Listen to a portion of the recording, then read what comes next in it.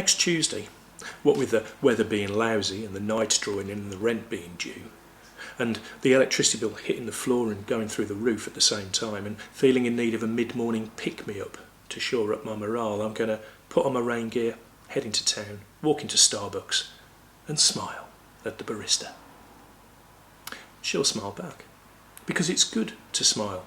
And I'll order a brandy mocha with an extra shot with a whirl of whipped cream and chocolate sprinkles on top, and just to get that sugar hit up and running pronto, I'll order a slab of chocolate crunch. And no, I won't be taking it away. When she sets it on the counter, I'll give her everything I have in my pockets. 16 pence in shrapnel, 3 washers, an old bus ticket, and the business card some psychic medium keeps posting through the door promising an end to all my worldly ills. How a man of such prodigious talent wasn't stopped dead in his tracks the instant he smashed into the "I don't think so" sunshine wall of scepticism just inside the front gate, I'll never know, but that's another story for another day. Back in Starbucks, the barista looks puzzled. She counts up the coins, hands me back the washers and the bus ticket, slips the business card into the pocket of her jeans, smiles, and tells me I still owe her £5.74.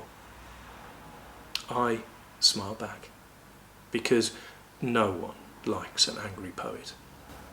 And I take a deep breath, and I tell her that as Starbucks have paid no corporation tax on their UK profits for the past 3 years, I reckon they owe me a couple of hospitals, an old people's home, and an upgrade of our creaking transport system. Minus £5.74. She goes to get the manager. I take a slurp of mocha and a big bite of chocolate crunch to keep ahead of the game, and when he arrives and asks, "What's going on?" and knowing no one likes an angry poet, I give him a big chocolatey grin and explain about the tax. Then, before he can whip it away, I take another gulp of mocha, grab the rest of the chocolate crunch and stuff it in my gob. He threatens to call the police. There's a long pause. Partly because my mouth's so full of chocolate I can barely speak, but mainly because my response, when it comes, is going to be so densely packed with fury and expletives that we can't let it loose till well after the watershed, accompanied by some kind of warning. Because all this smiling is hard work.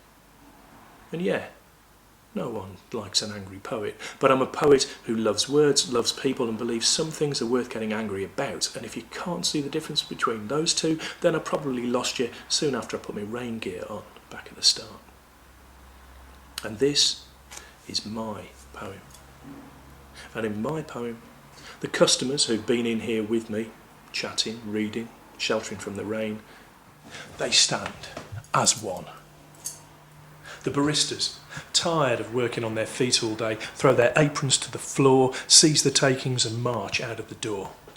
We go from branch to branch, all through town, filling the streets, emptying the tills into a large sack, which we deliver to the nurses up at A&E. We hand out lattes to bus drivers, fire espresso and carrot cake into the mouths of homeless people, give panini to the unemployed. Coffee mugs in hand, chocolate smeared across our faces, fired up by our belief that we're all in this together, and that an injury to one is an injury to all. We storm Vodafone HQ and Amazon UK for a quiet chat about the money they owe us. And as the winter sun breaks through the clouds and the windows of the city are a seamless wall of gold, I look round, one poet in a sea of millions.